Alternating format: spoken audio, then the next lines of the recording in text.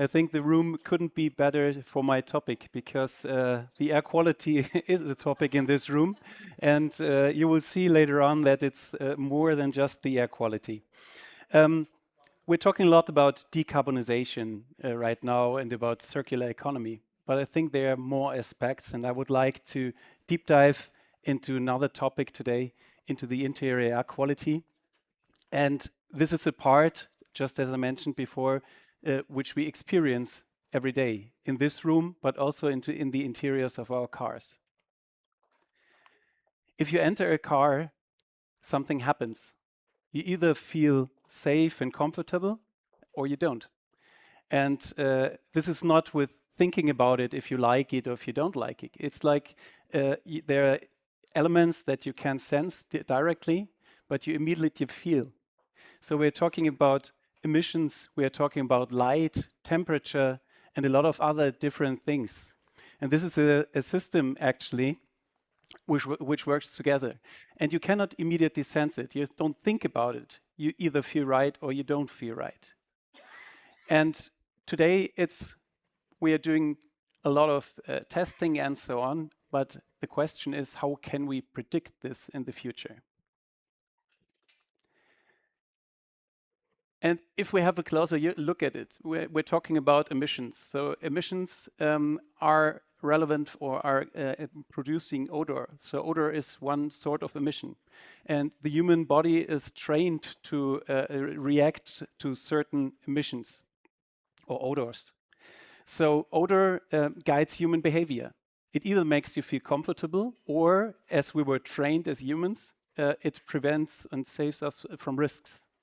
Because a bad taste or smell, you can directly realize if, for example, the food is still good to eat or not. And so this is trained.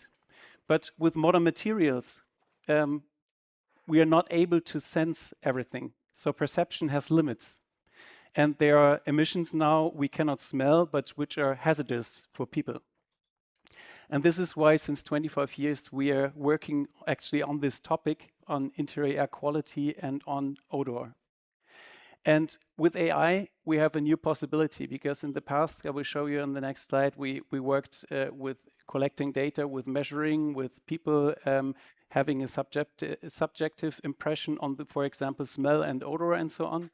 But the future is that we use AI to find the patterns and to predict the odor and also the emissions and the hazardous substances in the car. So we are going from reacting to predicting. 3 steps are important if we're talking about healthy interiors. The first is prevention. So we have to start at the source. Emissions are emitted by the materials.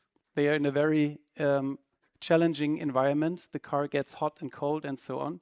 And so we have, especially at higher temperatures, we can have a lot of emissions. So prevention is the first step to analyze what impact do different materials have on the inside emissions of a car. And with sustainability, it gets more and more important because we get materials which have a history. So there are some contaminations in the materials, for example. We don't know what the materials saw before, and it's really interesting what you can see with the new materials. So it gets more and more important, and we want to be ahead of this, not reacting, but getting ahead of it. The next thing is transparency, because the one thing is that you feel good and you feel home when you get, for example, into a BMW, but the next thing is it's always nice to really see how the air quality is. And if I'm secured from the outside, for example, emissions from industry or whatsoever. And the last point is prediction and vision. I think that's what's most important. The car nowadays, it's more we have presets and it's not learning right now. And the vision is that we are using all the data we have and that the car and the interior air quality adapts to the situation and also to the person using the vehicle. If we have a closer look into these three topics, I already mentioned prevention. already today, in the last, we started this really 25 years ago. We are testing materials, we are testing components, and we are testing the whole vehicle interior in regards of interior air quality, emissions, and odor. So it's very important because we are convinced that this new car smell is something special. It's different between different brands. We are not doing a cuvée of different things here, and we're not creating it actually, but we are selecting the right materials, the right combinations, and we take care of how to combine them. So this is the way we do it. We're not artificially creating this new car smell, but we're composing it by selecting the materials. And if we take a look in the future, nowadays it's always we're looking backwards. We have an idea, we have a material, we have a component, we test it, and then we realize, okay, 1 year ago we made a fault, a mistake.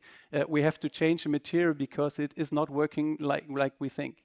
We have a lot of data, and this data we now use to create patterns and to see if we have a special material in a special position with a specific properties, and we're predicting what the impact for the interior air quality and emissions will be. So this is a change in the system. In the past, it was all like we had the finished car, and then we realized, okay, we have to change something. Is it possible? So we're going into this prediction.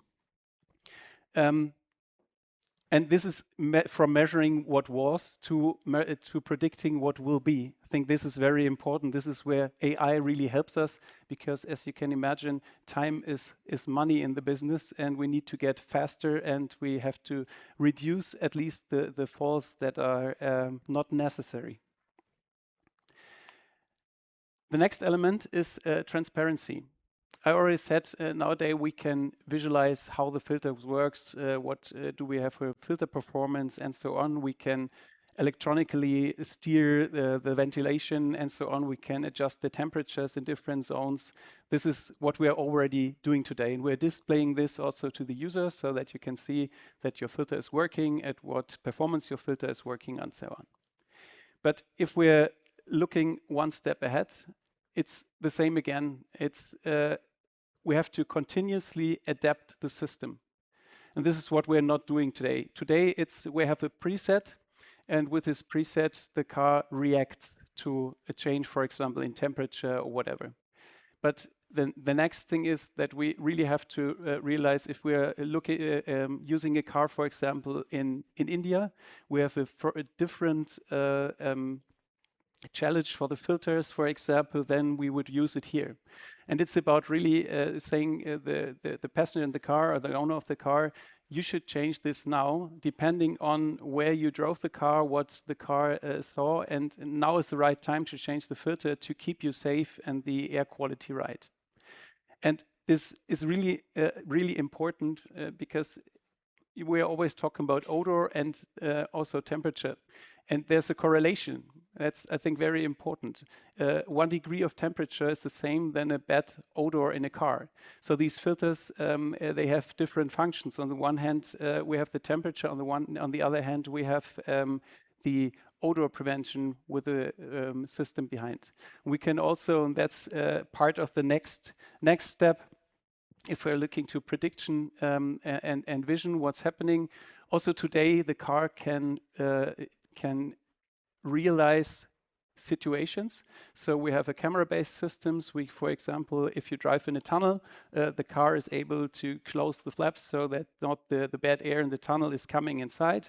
If you see there's a truck, or the camera detects a truck in front of you with a big exhaust fume, because it's getting less and less. I'm happy about this, but you can recognize this. You can also close the system so that you only have the air inflow inside of the interior. And today you can also manually preset some functions. But in the future, we're talking about different approaches. So we have a lot of data, we have a lot of cars in the fleet, so we have possibilities to learn from how the car or the preferences are adapted. So we can learn what is happening, we can individualize and personalize the experience inside of the car. And we can also we have the chance to realize, for example, pollutants zones, or we can, if you are allergic, it's also possible by camera, if you train the system especially, to detect special fields. If you're driving over the countryside, you can decide in which time of the year, in which country, where you are, etc. And you can thereby train the system to really adapt to what you personally need. So this is, we call this personal intelligence in the future. And I would like to invite you all to this, because I think we can only achieve real progress if we combine different disciplines. If I first thought about coming here to the DLD, to Health and Biosphere, I thought, okay, is this really working? But the interesting thing is that you have to combine different industries, different competences, and you have to combine them, and you have to think about this. And I think this is very important. Transformation is a change of a system, and it needs a lot of different people to help doing this. And so let's take this on together. I think it's really great to be able to talk to you here today. I am getting a lot of experiences here, and I hope you did too. Thank you very much.